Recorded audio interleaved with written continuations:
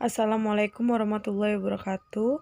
Kami dari kelompok 15 ingin mempresentasikan hasil diskusi kami yang berjudulkan Sejarah Perkembangan Islam di Cirebon, yang beranggotakan Marcella Mardiana sebagai pemateri pertama dan Gita Yolanda sebagai pemateri kedua.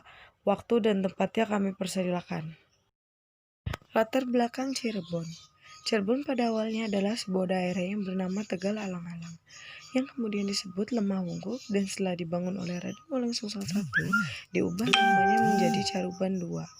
Nama Caruban sendiri terbentuk karena di wilayah Cirebon dihuni oleh beragam masyarakat dan di sebutan lain Cirebon adalah Caruban Larang.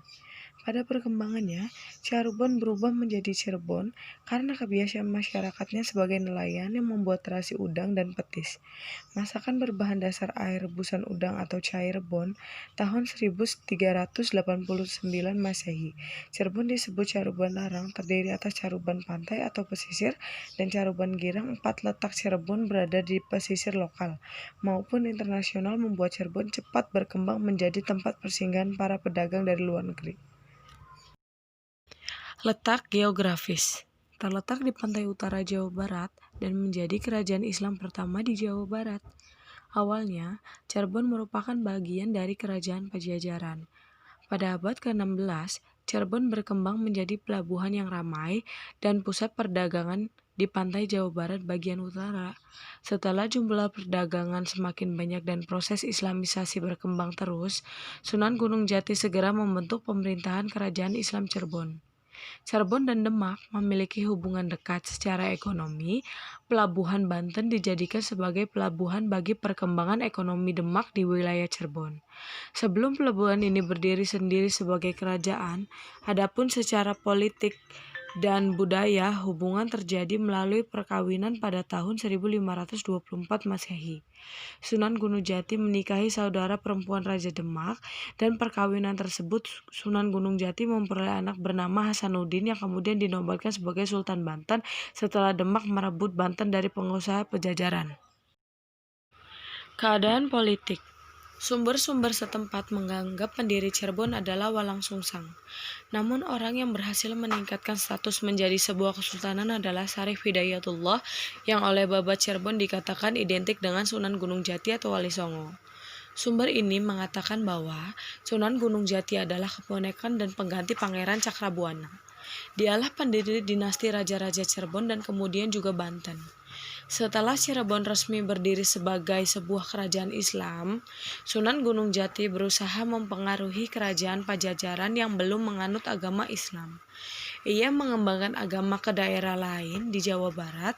Setelah Sunan Gunung Jati wafat, dia digantikan oleh cucunya yang terkenal dengan gelar Pangeran Ratu atau Penembahan Ratu. Pada masa pemerintahan Cirebon berada di bawah pengaruh Mataram.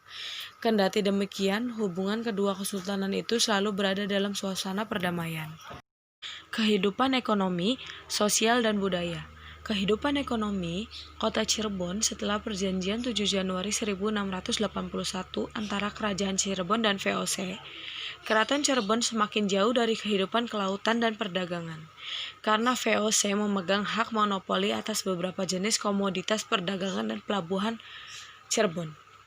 Kehidupan sosial Cirebon. Cirebon berasal dari kata caruban yang artinya campuran. Diperkirakan masyarakat Cirebon merupakan campuran dari kelompok perdagangan pribumi dengan keluarga Cina yang telah menganut Islam. Menurut sumber berita tertua tentang Cirebon, satu rombongan keluarga Cina telah mendarat dan menetap di Gresik. Seorang yang paling terkemuka adalah Chu Chu. Keluarga Chu Chu yang menganut agama Islam kemudian mendapat kepercayaan dari pemerintah Demak untuk mendirikan perkampungan di daerah barat. Atas kesungguhan dan ketekunan mereka bekerja, maka berdirilah sebuah perkampungan yang disebut Cirebon. Kehidupan budaya. Keraton para keturunan Sunan Gunung Jati telah dipertahankan di bawah kekuasaan dan pengaruh pemerintah Hindia Belanda. Faktor kemajuan dan faktor kemunduran kota Cirebon. Faktor kemajuan. Beberapa faktor penyebab kemajuan kerajaan ini adalah: 1. Pendidikan keagamaan di Cirebon terus berkembang.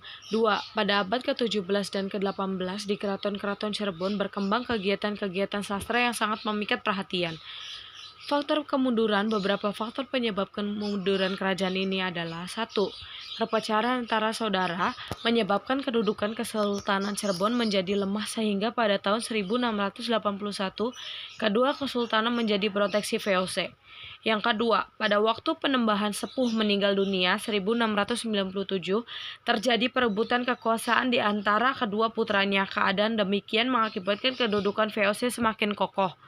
Dalam Perjanjian Kartasura 1705 antara Mataram dan VOC disebut bahwa Cirebon berada di bawah pengawasan langsung VOC.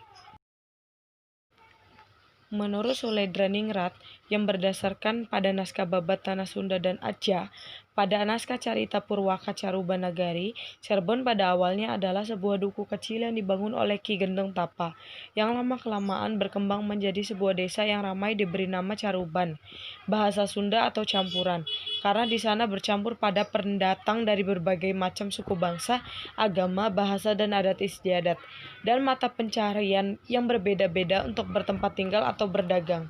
Mengingat pada awalnya sebagai besar mata pencarian masyarakat adalah sebagai nelayan, maka berkembanglah pekerjaan menangkap ikan dan rebon di sepanjang pantai serta pembuatan terasi petis dan garam. Dari istilah air bekas pembuatan terasi dari udang rebon inilah berkembang sebutan cai rebon, bahasa Sunda air rebon, yang kemudian menjadi Cirebon.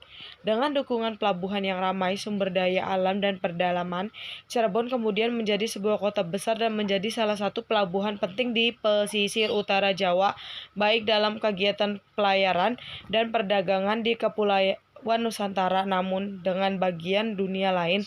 Selain itu, Cirebon tumbuh menjadi cikal bakal pusat penyebaran agama Islam di Jawa Barat. Itu saja yang bisa saya sampaikan, kurang lebihnya mohon maaf, dan apabila ada yang ingin ditanyakan, boleh ditanyakan. Billahi taufiq wal hidayah. Wassalamualaikum warahmatullahi wabarakatuh.